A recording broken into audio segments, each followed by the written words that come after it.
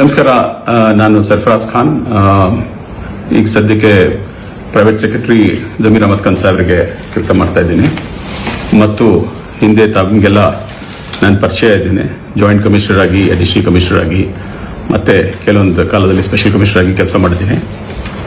Most importantly solid solid waste ಬಗ್ಗೆ ಸಾಕಷ್ಟು ನಗರದಲ್ಲಿ ಕೆಲಸ ಮಾಡಿದ್ದೀನಿ.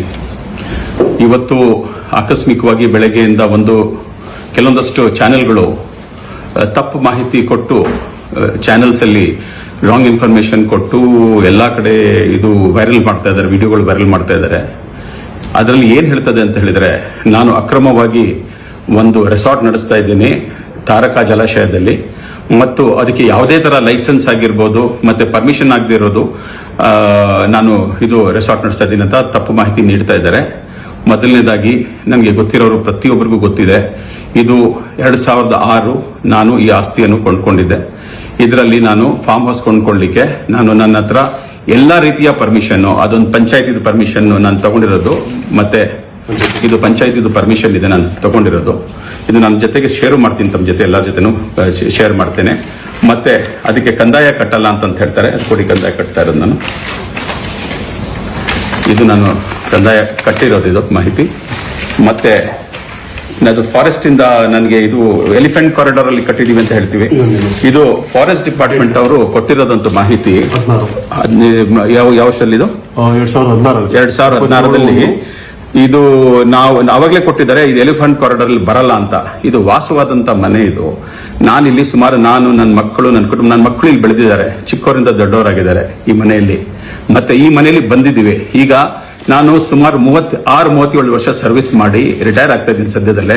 ಇಲ್ಲಿ ನಾನು ಒಂದು ವಾಸದ ಮನೆ ಮಾಡಿಕೊಂಡು ಒಂದು ಫಾರ್ಮ್ ಸ್ಟೇಗೆ, ಹೋಮ್ ಸ್ಟೇಗೆ ಗವರ್ಮೆಂಟ್ ಇಂದ ದುಡ್ಡು ಡಿಪಾರ್ಟ್ಮೆಂಟ್ ಇದು ಪೊಲೀಸ್ ಡಿಪಾರ್ಟ್ಮೆಂಟ್ ಅವ್ರದ್ದು ಎನ್ಒಸಿ ತಗೊಂಡಿದ್ದೀನಿ. ಮತ್ತೆ ಪ್ರವಾಸೋದ್ಯಮ ಇಲಾಖೆಯಲ್ಲಿ ನಾನು ಪರ್ಮಿಷನ್ ತಗೊಂಡಿದ್ದೀನಿ. ಹೋಮ್ ಸ್ಟೇಗೆ ಮತ್ತೆ ರೆಸಾರ್ಟ್ಗೆ ಸಾಕಷ್ಟು ವ್ಯತ್ಯಾಸಗಳಿದೆ. ಹೋಮ್ ಸ್ಟೇ ಇರೋ ಮನೆಯಲ್ಲಿ ನಾವು ನಡ್ಕೊಂಡು ಹೋದ್ರೆ ಇಲ್ಲೇ ಒಂದೇನಾದ್ರೆ ವೀಕೆಂಡ್ಸ್ ಅಲ್ಲಿ ನಾವು ಅತಿಥಿಗಳೇನು ಬರ್ತಾರೆ, ಆ ಅತಿಥಿಗಳಿಗೆ ನಾವೇನ್ ಮಾಡ್ತೀವಿ, ಆ ಊಟಕ್ಕೆ ನಾವು ಚಾರ್ಜ್ ಮಾಡ್ತೀವಿ. ಏನಕ್ಕೆ ಚಾರ್ಜ್ ಮಾಡ್ತೀವಿ ಅಂತ ಹೇಳಿದ್ರೆ, ಈಗ ನಾನು ರಿಟೈರ್ ಆಗ್ತಾ ಇದ್ದೀನಿ ಒಂದು 6 ತಿಂಗಳಲ್ಲಿ. ನಾನು ನನಗೆ ನನ್ನ ಅಡ್ವೆಂಚರು, ನನಗೆ ನೇಚರ್ ಅಂತ ತುಂಬಾ ಇಷ್ಟ. ನಾನು ಇಲ್ಲಿ ಇದ್ಕೊಂಡು ಜೊತೆಗೆ ನನಗೂ ಒಂದು ಜೀವನದ ಒಂದು ದಾರಿ ಆಗುತ್ತೆ. ರಿಟೈರ್ ಆದ್ಮೇಲೆ ನನ್ನ ಪ್ಯಾಷನ್ ನಾನು ಏನಿತ್ತು ನನ್ನ ಲೈಫಲ್ಲಿ ಇತ್ತು, ನನಗೆ ಮಾಡೋಕ್ಕಾಗಿಲ್ಲ. ರಿಟೈರ್ಮೆಂಟ್ ಆದಾಗ್ಲೂ ನಾನು ಮಾಡೋಣ ಅಂತ ನನಗೆ ಇಷ್ಟ ಆಯ್ತು. ಇದು ಫಾರ್ಮ್ ಹೌಸ್ ಮಾಡೋದಾಗ್ಲಿ, ಇದು ಕಾನೂನುಬದ್ಧವಾಗಿ ಒಂದು ಹೋಮ್ ಸ್ಟೇ ಮಾಡೋದು ತಪ್ಪ. ಇದರಲ್ಲಿ ಯಾವ ರೀತಿ ನನಗೆ ಇದು ಅವಮಾನ ಮಾಡ್ತಾ ಇದ್ದಾರೆ ಅಂತ ಹೇಳಿದ್ರೆ, ಎಲ್ಲ ತಪ್ಪು ಮಾಹಿತಿ ಕೊಟ್ಟು ಮೀಡಿಯಾ ಇದ್ರೆ ರೆಸ್ಪಾನ್ಸಿಬಲ್ ಆಗಿ ಹೇಳ್ಬೇಕು. ನಂಗೆ ಮಾತಾಡ್ಬೇಕು ಆಗ್ಬೋದಾಯ್ತು, ನಾನು ಕೇಳಬೇಕಾಯ್ತು, ನೀವು ಯಾಕೆ ಇದು ಇಲ್ಲಿಗಲ್ ಆಗಿ ನಡೆಸ್ತಾ ಇದ್ದೀರಾ ಅಂತ. 20 ವರ್ಷ ಆಗಿದೆ ಈ ಜಮೀನ್ ಕೊಂಡ್ಕೊಂಡು, 20 ವರ್ಷ ಆಗಿದೆ. 17 ವರ್ಷ ನನ್ನ ಮಗಳಿಗೆ 25 ವರ್ಷ, ನನ್ನ ಮಗನಿಗೆ 21 ವರ್ಷ. ನಾನು ಭುಜದ ಮೇಲೆ ಎತ್ಕೊಂಡು ಬರ್ತಾ ಇದ್ದೀವಿ ಫಾರ್ಮ್ಗೆ ನಾನು ಇದ್ದಾಗ. ಆವಾಗಿಂದ ನನ್ನ ಪ್ರತಿ ಮನೆಯವ್ರು ನನಗೆ ಗೊತ್ತಿದ್ದಾರೆ. ಇಲ್ಲಿ ಕೆಲವೊಂದಷ್ಟು ಜನ ಬ್ಲಾಕ್ ಮೇಲರ್ಸ್ ಸೇರ್ಕೊಂಡು ಮೀಡಿಯಾದವ್ರಿಗೆ ಕರ್ಕೊಂಡ್ ಬರ್ತಾ ಇದಾರೆ, ಬ್ಲಾಕ್ ಮೇಲ್ ಮಾಡ್ತಾರೆ. ಇಲ್ಲಿ ತಗೊಂಡ್ ಬಂದ್ಬಿಟ್ಟು ದಿನನಿತ್ಯ ಬರೋದು, ಬ್ಲಾಕ್ ಮೇಲ್ ಮಾಡೋದು ಮುಂದುವರೆದು. ನಾನೇನಕ್ಕೆ ಹೇಳಕ್ ಇಷ್ಟಪಡ್ತೀನಿ ಅಂತಂತ ಹೇಳಿದ್ರೆ, ನಾನು ಯಾವತ್ತೂ ನನ್ನ ಜೀವನದಲ್ಲಿ ಯಾವುದೇ ತರ ಅಕ್ರಮವಾದಂತ ಕೆಲಸ ಮಾಡಿಲ್ಲ. ನನ್ನ 26-27 ವರ್ಷ ಸರ್ವಿಸ್ ಅಲ್ಲಿ ಯಾವುದೇ ತರ ನನ್ನ ಮೇಲೆ ಎನ್ಕ್ವೈರಿ ಆಗಿರಲಿ, ಭ್ರಷ್ಟಾಚಾರದ ಆರೋಪ ಆಗಲಿ, ನನಗೆ ಯಾವತ್ತೂ ಯಾರು ನನಗೆ ತಗಲಿಲ್ಲ. ನಾನು ಪ್ರಾಮಾಣಿಕವಾಗಿ ಕೆಲಸ ಮಾಡ್ಕೊಂಡು ಬರ್ತಾ ಇದ್ದೇನೆ. ಈ ವಿಷಯದಲ್ಲಿ ಈಗ ಈ ರೀತಿ ಒಂದು ಮೀಡಿಯಾದವರು ಆರೋಪ ಮಾಡೋದು, ಬಹುಶಃ ನನಗೆ ಕೇಳ್ಬೋದಾಯ್ತು, ಸರಿ ಈ ತರ ಆಗಿದೆ ಅಂತಲ್ಲ. ಸುಮಾರು ಜನ ನನಗೆ ಪರಿಚಯ ಇದ್ದಾರೆ. ಮತ್ತೆ ನಾನೇನ್ ಹೇಳ್ತಾ ಇದ್ದೀನಿ ಅಂತ ಹೇಳಿದ್ರೆ, ಅಟ್ಲೀಸ್ಟ್ ಸೀನಿಯರ್ ಚೀಫ್ ಎಡಿಟರ್ಸ್ ಗಳಿಗೆ ಅವ್ರು ಕೇಳಿದ್ರೆ ಬಹುಶಃ ಅವರಾದ್ರೂ ಇವ್ರಿಗೆ ಗೈಡ್ ಮಾಡ್ತಾ ಇದ್ರು, ಯಾರಂತ ಕೇಳ್ಬಿಟ್ಟು ಏನಾಗ್ತಾ ಇದೆ ಅಂತ ಕೇಳಿ ಅಂತ.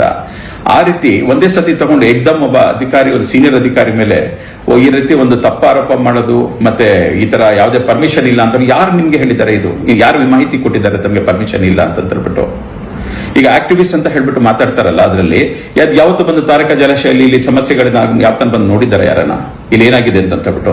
ನನ್ನ ಮನೆ ಒಂದು ಫಾರೆಸ್ಟ್ ಆಫೀಸ್ ತರ ಕೆಲಸ ಮಾಡುತ್ತೆ.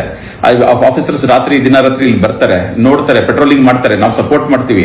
ಏನಾದ್ರೂ ಸಮಸ್ಯೆ ಆದ್ರೆ ನಮ್ ಕೆಲಸ ಮಾಡೋರು ಇಮಿಡಿಯೇಟ್ ಆಗಿ ಫಾರೆಸ್ಟ್ ಇನ್ಫಾರ್ಮೇಶನ್ ಕೊಡ್ತಾರೆ, ಪೊಲೀಸ್ಗೆ ಇನ್ಫಾರ್ಮೇಶನ್ ಕೊಡ್ತಾರೆ, ಅಕ್ರಮ ಚಟುವಟಿಕೆಗಳನ್ನ ಇನ್ಫಾರ್ಮ್ ಮಾಡ್ತಾರೆ. ಇದೊಂದು ಸರ್ಕಾರಿ ಇದ್ರ ತರ ಕೆಲಸ ಮಾಡ್ತೀವಿ.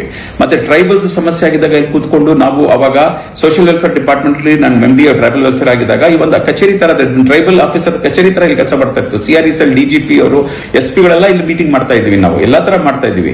ಅದರಲ್ಲಿ ಇವ್ರು ಬಂದ್ಬಿಟ್ಟು 20 ವರ್ಷ ಆದ್ಮೇಲೆ ಅಕ್ರಮ ಅಂತ ಹೇಳಿದ್ರೆ 20 ವರ್ಷ ನಂತರ ಅಕ್ರಮ ಕಾಣಿಸ್ತಾ ಇದೆಯಾ ಇವರಿಗೆಲ್ಲ? ಯಾವುದೇ ತರ ತುಂಬಾ ಮೀಡಿಯಾದವರು ಮಾತಾಡುವಾಗನೂ ಸ್ವಲ್ಪ ಗಂಭೀರವಾಗಿ ಮಾತಾಡಬೇಕು. ಯಾರ ಬಗ್ಗೆ ಆರೋಪಗಳು ಮಾಡ್ತಾ ಇದ್ದಾರೆ ಒಂದು. ಆಮೇಲೆ ಮಿನಿಸ್ಟರ್ಗೆ ಪದೇ ಪದೇ ಮಿನಿಸ್ಟರ್ ಹೆಸರು ತರೋದು ತುಂಬಾ ತಪ್ಪು. ಅವ್ರು ಯಾವ್ದ್ರಲ್ಲೂ ಇಲ್ಲ ಪಾಪ. ಅವ್ರ ಮಿನಿಸ್ಟರ್ ಅವ್ರ ಕೆಲಸ ಅವ್ರು ಮಾಡ್ಕೊಂಡಿದ್ದಾರೆ. ಅವ್ರ ಬಗ್ಗೆ ತಪ್ಪು ಮಾಹಿತಿ ಹಾಕೋದು, ಮತ್ತೆ ಬೇರೆ ಬೇರೆ ತರ ಫೋಟೋಗಳು ಹಾಕೋದು, ಮೀಡಿಯಾದಲ್ಲಿ ತೋರಿಸೋದು ತುಂಬಾ ಇಷ್ಟ ಬಂದ. ಯಾಕಂದ್ರೆ ಡಿಜಿಟಲ್ ಮೀಡಿಯಾದಲ್ಲಿ ಏನ್ ಬೇಕಾದ್ರೂ ಕ್ರಿಯೇಟ್ ಮಾಡಬಹುದು ಇವತ್ತು. ಯಾವ್ಯಾವ್ದೋ ಫೋಟೋಗಳು, ಪರ್ಸನಲ್ ಫೋಟೋಸ್ ಎಲ್ಲ ನಮ್ದು ಫೇಸ್ಬುಕ್ ಅಲ್ಲಿ ಹಾಕಿದ್ರೆ ನಮ್ಮ ಪರ್ಸನಲ್ ಫ್ಯಾಮಿಲಿಗೆ, ಫ್ರೆಂಡ್ಸ್ಗೆ ನಾವು ಶೇರ್ ಮಾಡಿರ್ತೀವಿ. ಅದು ತಗೊಂಡ್ಬಿಟ್ಟು ನ್ಯಾಷನಲ್ ಮೀಡಿಯಾದಲ್ಲಿ ಇದು ಟಿವಿ ಮೀಡಿಯಾದಲ್ಲೆಲ್ಲ ಹಾಕೋದು ಯಾವ ರೀತಿ? ನನ್ನ ಮೀಡಿಯಾದಲ್ಲಿ ತಮ್ಗೆಲ್ಲ ಅಪೀಲ್ ಮಾಡ್ತೀನಿ, ಇನ್ನು ಮುಂದೆ ದಯಮಾಡಿ ಇಂಥ ಕೆಲಸ ಮಾಡಕ್ ಹೋಗ್ಬಿಡಿ. ಏನಾದಿದ್ರೆ ಕೇಳಿ, ಸ್ಪಷ್ಟೀಕರಣ ಕೊಡ್ತೀವಿ. ಇಲ್ಲ ಅಂತ ಹೇಳಿದ್ರೆ 100% we are able to all of us are as citizens, as everybody ನಾವೆಲ್ಲ ಅಕೌಂಟಬಲ್ ಆಗಿರ್ತೀವಿ. ಅಕೌಂಟಬಿಲಿಟಿಗೆ ನಾವು ತಲೆ ಬಾಗಿಸ್ಬೇಕಾಗತ್ತೆ. ಖಂಡಿತವಾಗ್ಲೂ ನಾವು ಬಾಗ್ತೀವಿ. ಮತ್ತೆ ನಾವು ಇದ್ರೆ ಏನಿದೆ ನಾವು ಹೇಳ್ತೀವಿ. ಒಂದ್ಸತಿ ಹೇಳ್ದೆ ಕೇಳ್ದೆ ಬೆಳಿಗ್ಗಿಂದ ಕಂಟಿನ್ಯೂಸ್ ಆಗಿ ಇದು ಮಾಡ್ತಾರೆ. ನನ್ನ ಹತ್ರ ಇರೋ ಸ್ನೇಹಿತರೆಲ್ಲ ನಂಗೆ ಫೋನ್ ಮಾಡಿ ಹೇಳ್ತಾ ಇದ್ದಾರೆ, ನಿನ್ ಬಗ್ಗೆ ಮಾತಾಡ್ತಾ ಇದಾರೆ, ಈ ರೀತಿ ಮಾತಾಡ್ತಾ ಇದಾರೆ ಅಂತ ಹೇಳ್ಬಿಟ್ಟು ತುಂಬಾ ಬೇಜಾರು. ಇಲ್ಲಿ ಕೆಲವೊಂದಷ್ಟು ಊರುಗಳಲ್ಲಿ ಬ್ಲಾಕ್ ಮೇಲರ್ಸ್ ಉಟ್ಕೊಂಡಿದ್ದಾರೆ. ಅವ್ರು ಬೇರೆ ಏನು ಕೆಲಸ ಇಲ್ಲ, ಕುಡ್ಕೊಂಡು ಬರೋದು. ಇಲ್ಲಿ ಏನಾಗಿದೆ, ಇಲ್ಲಿ ಬೇಟ ಆಡ್ತಾ ಇದ್ರು, ಅದು ಕಂಟ್ರೋಲ್ ಮಾಡಿದೀವಿ. ಇಲ್ಲಿ ಸ್ಪಿಟ್ ಆಡ್ತಾ ಇದ್ರು, ಅದೆಲ್ಲ ಕಂಟ್ರೋಲ್ ಮಾಡಿದೀವಿ. ಅದರಿಂದ ಏನಾಗಿದೆ, ಅವ್ರು ಅಕ್ರಮವಾಗಿ ಮಾಡಿ ನನ್ನ ಹೆಸರು ಕೆಡ್ಸಕ್ಕೆ ನೋಡ್ತಾ ಇದ್ದಾರೆ ಇಲ್ಲಿಂದ. ಮತ್ತೆ ಇನ್ ಯಾರೊಬ್ಬ ರೂಪೇಶ್ ರಾಜಣ್ಣ ಅಂತ ಬೇರೆ ಹುಟ್ಕೊಂಡಿದ್ದಾನೆ. ಅವ್ನು ಬಂದ್ಬಿಟ್ಟು ಎಲ್ಲ ಕಡೆ ಅವನು ಆಫೀಸ್ ಅಲ್ಲಿ ಬಂದಿದ್ದ. ಅವನೇನು ನಾನು ಸರ್ ನಾನು ಹಿಜಾಬ್ ಬಗ್ಗೆ ಕೆಲಸ ಮಾಡ್ತೀನಿ, ಅದ್ರ ಬಗ್ಗೆ ಕೆಲಸ ಮಾಡ್ತೀನಿ ಅಂತ ಅಂದ್ಬಿಟ್ಟು ನೇರವಾಗಿ ಸರ್ ನಮ್ಗೆ ಏನಾದ್ರು ಧನ ಸಹಾಯ ಏನಪ್ಪ ದುಡ್ಡು ಕೊಡಿ ಸರ್, ನಮ್ಗೆ ನಾವು ಎಲ್ಲ ಚಟುವಟಿಕೆ ಮಾಡ್ತೀವಿ ಅಂತ. ಇಂಥ ಬ್ಲಾಕ್ ಮೇಲರ್ಸ್ ಎಲ್ಲ ಸಮಾಜದಲ್ಲಿ ಹುಟ್ಕೊಂಡು ನನ್ಗೆ ಹೇಳಿದ ಸರ್ ನಾನು ದೊಡ್ಡ ಸೆಲೆಬ್ರಿಟಿ, ನಾನು ಯಾವ್ದದು ಬಿಗ್ ಬಾಸ್ ಅಲ್ಲಿ ನಾನು ತುಂಬಾ ಪಾಪ್ಯುಲರ್ ಆಗಿದ್ದೀನಿ ಅಂತ ಹೇಳಿದಾಗ ಇದನ್ನ ಲೈಸೆನ್ಸ್ ಅವನಿಗೆ ಬ್ಲಾಕ್ ಮೇಲ್ ಮಾಡಿ ಎಕ್ಸ್ಟ್ರಾಕ್ಷನ್ ಮಾಡ್ಲಿಕ್ಕೆ ಫೋನ್ ಮಾಡಿ 20 ಸತಿ ನಮ್ಮ ಕೆಲಸ ಮಾಡೋರಿಗೆ ಫೋನ್ ಮಾಡಿದ್ದಾನೆ. ಮತ್ತೆ ಇಲ್ಲಿ ಊರವರಿಗೆಲ್ಲ ಮಾಡಿಸಿ ಇನ್ಸ್ಟಿಗೇಟ್ ಮಾಡಿಸಿದ್ದಾನೆ, ಮೀಡಿಯಾದವರಿಗೆ ಫೋನ್ ಮಾಡಿಸಿದ್ದಾನೆ, ತಹಸೀಲ್ದಾರ್ಗಳಿಗೆ, ಅಸಿಸ್ಟೆಂಟ್ ಕಮಿಷನರ್ಗೆ, ವಿಲೇಜ್ ಗಳಿಗೆಲ್ಲ ಬೆದರಿಸ್ತಾನೆ, ಪೊಲೀಸರಿಗೆ ಬೆದರಿಸ್ತಾನೆ. ಏನಿದು ಕನ್ನಡ ಚಟುವಟಿಕೆಗಳು ಅಂತ ಹೇಳಿದ್ರೆ ಜನಕ್ಕೆ ಬ್ಲಾಕ್ ಮೇಲ್ ಮಾಡೋದ ಅಥವಾ ಕನ್ನಡ ರಕ್ಷಣೆ? ಇವನ್ಕಿಂತ ಹೆಚ್ಚಾಗಿ ಕನ್ನಡ ರಕ್ಷಣೆ ಬಗ್ಗೆ ನಾವು ಮಾಡಿದ್ವಿ. ಕನ್ನಡ ಕ್ರಾಂತಿ ಕಾರ್ಯಕ್ರಮ ಅಂತ KGF ಅಲ್ಲಿ ಕಮಿಷನರ್ ಆಗಿದ್ದಾಗ ಕಂಪ್ಲೀಟ್ KGF ಇರುವಂತ ತಮಿಳ್ ಬೋರ್ಡ್ಸ್ ಎಲ್ಲ ಚೇಂಜ್ ಮಾಡ್ಬಿಟ್ಟು ಕನ್ನಡದಲ್ಲಿ ಮಾಡಿಸಿದ್ದೀನಿ ನಾನು. ಇದು ಕೆಲಸ ನಾವು ಮಾಡಿದ್ದೀವಿ. ಸುಮ್ಮನೆ ಇದು ಒಂದು ಶಾಲೆ ಹಾಕೊಂಡ್ಬಿಟ್ಟು ಊರಲ್ಲಿ ಸುತ್ತಕೊಂಡು ಜನಕ್ಕೆ ಬ್ಲಾಕ್ ಮೇಲ್ ಮಾಡೋದ್ರಲ್ಲಿ ಕನ್ನಡ ಹೋರಾಟ ಕಲಿತಾ ಇಲ್ಲ. ನಮ್ಮ ನಾರಾಯಣಗೌಡರ ಹತ್ರ ಕಲಿಬೇಕು, ಯಾವ ರೀತಿ ಕನ್ನಡ ಹೋರಾಟ ಮಾಡ್ಬೇಕಂತ ಅವ್ರ ಹತ್ರ ಕಲಿಬೇಕು. ಇವರೆಲ್ಲ ಬ್ಲಾಕ್ ಮೇಲ್ ಮಾಡ್ಕೊಂಡು ಸಮಾಜದಲ್ಲಿ ಕೆಟ್ಟ ಹೆಸರು ತರ್ತಾ ಇದ್ದಾರೆ. ಏನಂತ ತಿಳ್ಕೊಂಡಿದ್ದಾರೆ ಇವರು ಅಧಿಕಾರಿ? ಖಂಡಿತವಾಗ್ಲೂ ಇನ್ ಮುಂದಿನ ದಿನದಲ್ಲಿ ಅವನ ಬಗ್ಗೆ ನಾನು ಖಂಡಿತವಾಗ್ಲೂ ಕ್ರಮ ತಗೊಂಡ್ತೀವಿ. ಮತ್ತೆ ಇಲ್ಲಿರೋದಂತ ಮತ್ತೆ ನಾನು ತಮ್ಗೆಲ್ಲರೂ ಕಳಕಳಿ ಮನವಿ ಮಾಡ್ಕೊಳ್ತೀನಿ. ಇದರಲ್ಲಿ ಯಾವುದೇ ತರ ಅಕ್ರಮವಾಗಿಲ್ಲ. ನಾನೆಲ್ಲ ನನ್ನ ಮಾಹಿತಿ ನಾನು ತಮಗೆ ಫೇಸ್ಬುಕ್ ಅಲ್ಲಿ ನಾನು ಶೇರ್ ಮಾಡ್ತೀನಿ, ಎಲ್ಲ ಡಾಕ್ಯುಮೆಂಟ್ಸ್ ಶೇರ್ ಮಾಡ್ತಿದ್ದೀನಿ. ತಮ್ಮೆಲ್ಲರೂ ನನಗೆ ಯಾವತ್ತೂ ನನಗೆ ನೀವೆಲ್ಲ ಜೊತೆಗೆ ತಾವು ಸಪೋರ್ಟ್ ಮಾಡ್ತೀರಾ, ಇನ್ನು ಮುಂದೆನೂ ಸಪೋರ್ಟ್ ಮಾಡ್ತೀರಾ ಅಂತ ಹೇಳ್ತಾ, ಒಬ್ಬನಿಗೆ ಒಂದು ಪ್ಯಾಷನ್ ಇರ್ತದೆ. ಆ ಪ್ಯಾಷನ್ ಮಾಡ್ಲಿಕ್ಕೋಸ್ಕರ ನಿಲ್ಸಿಬಿಟ್ಟು ಅವ್ರಿಗೆ ತೊಂದರೆ ಮಾಡಿದಂಥದ್ದು ಎಷ್ಟು ಮಟ್ಟಿಗೆ ಸರಿ ಅಂತ ಹೇಳ್ತಾ ತಮ್ಮೆಲ್ಲರ ಸಪೋರ್ಟ್ ನನಗೆ ಇದೆ ಅಂತ ಹೇಳ್ತೀನಿ. Thank you very much. ಜೈ ಹಿಂದ್, ನಮಸ್ಕಾರ.